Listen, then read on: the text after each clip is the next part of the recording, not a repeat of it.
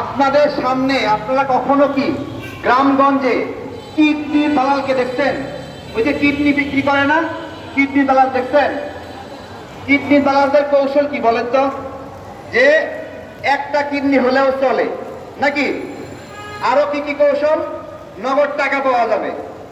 আবার আরেক ধরনের দালাল আছে, চিকিৎসার কথা বলে ঢাকায় নিয়ে আইসা গোপনে কিডনি খুলে নেয়। ডক্টর ইউনূস হলো সেই কিডনির দালাল, সেই কিডনির দালাল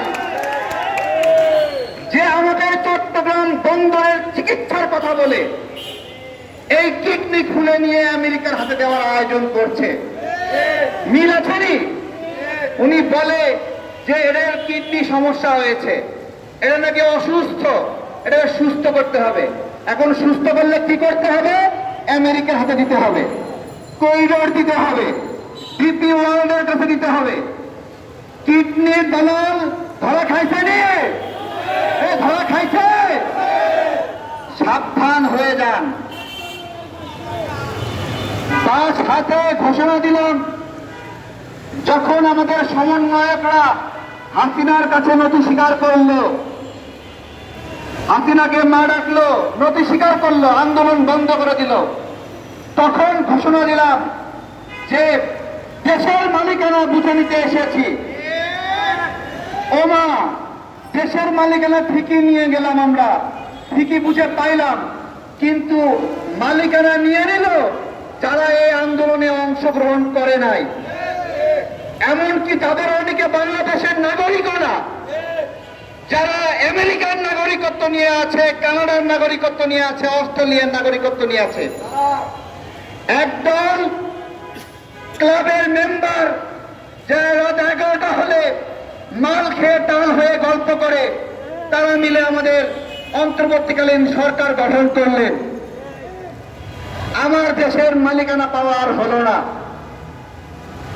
যুদ্ধ করলাম আমরা, লড়াই করলাম আমরা, 666 কোটি টাকার কর মাপ নিয়ে গেল ডক্টর ইউনূস। ডক্টর ইউনূসের কর চুরি করা নতুন কোন ঘটনা না। 2018 সালের বাংলা ট্রিবিউনে প্রকাশিত নিউজ, তার গ্রামীণ ফোনের কর ফাঁকি দেওয়ার পরিমাণ 50,000 কোটি টাকার উপরে। এক ডক্টর ইউনূস শুধুমাত্র গ্রামীণ ফোন দিয়ে 50,000 কোটি টাকা লুট করেছেন করের নামে। 2টা আস্ত পদ্মা সেতু নিজেই খেয়ে ফেলেছেন ডক্টর ইউনূস। গ্রামীণ ইউনিভার্সিটির অনুমোদন নিয়েছেন। আজকে উনি বলছে উনি আবিষ্কার করেছেন, উনি আবিষ্কার করেছেন, উনার অনেক ক্ষমতা, এই ক্ষমতা উনি প্রয়োগ করবেন। আপনি আবিষ্কার করেছেন অনেক ক্ষমতা, আর আমরা আবিষ্কার করেছি আমার পায়ের লাঠির জোর বেদম। এই বাঙালির পায়ের লাঠির জোর এত বেদম, ইয়াহিয়া আর আইয়ুব খানের তাতে লাঠি মাইরা গর্ভপাত কইরা বাংলাদেশে জন্ম দিয়েছে। আমাদের পায়ের লাঠির জোর ওই পাকিস্তানিরা বুঝে গিয়েছিল। ডক্টর ইউনূস আজকে আমাদের ভোটাধিকার নিয়ে নাটক করছে, নাটক করছে। এই বাঙালির শক্তিমত্তা সম্পর্কে আপনার কোনো ধারণা নাই। ধারণা থাকলে এইভাবে আপনার অনেক ক্ষমতা, এইটা আবিষ্কার করতে পারতেন না। আপনার ক্ষমতা হলো অটোরিকশা ভেঙে ফেলা, গরিব যে। আপনার ক্ষমতা হলো হকারদের উচ্ছেদ করা। হাতে পায়ে ধরে বলছে আমার রিক্সাটা ভাঙবো না, তারপরে ভেঙে দিচ্ছে। হাতে পায়ে ধরে বলছে আমার এই ফ্যানটা ভাঙবো না, ভেঙে দিচ্ছে। আর এক পাল টোকাইকে সারা বাংলাদেশে জেলা প্রশাসক, উপজেলা প্রশাসক, সচিবালয়ে ঢুকায় দিছে। যারা মাস্তানি করে, রাত 12টায় মব সৃষ্টি করে, চাঁদাবাজি করে, 90 ডাকাতের আবির্ভাব হয়েছে।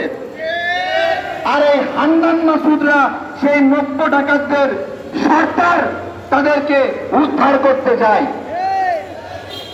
আমার কথা বাংলাদেশের নাগরিক বৃন্দ, যেখানে এই টোকাইরা মব সৃষ্টি করবে, লাঠি দিয়া হাঁটু দিবেন একবারে, একটা টেঙ্গি ভাঙিয়ে দিবেন, নলি খুইলা পকেটে ধরাই দিবেন।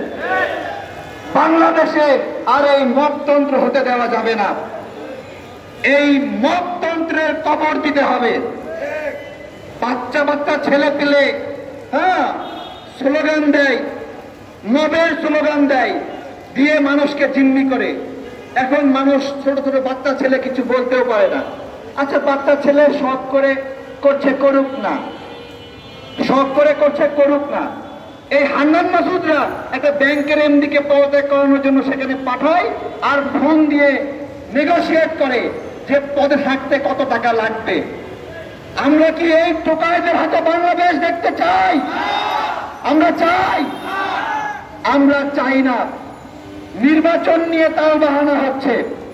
আমরা ভাত খাওয়ার সময়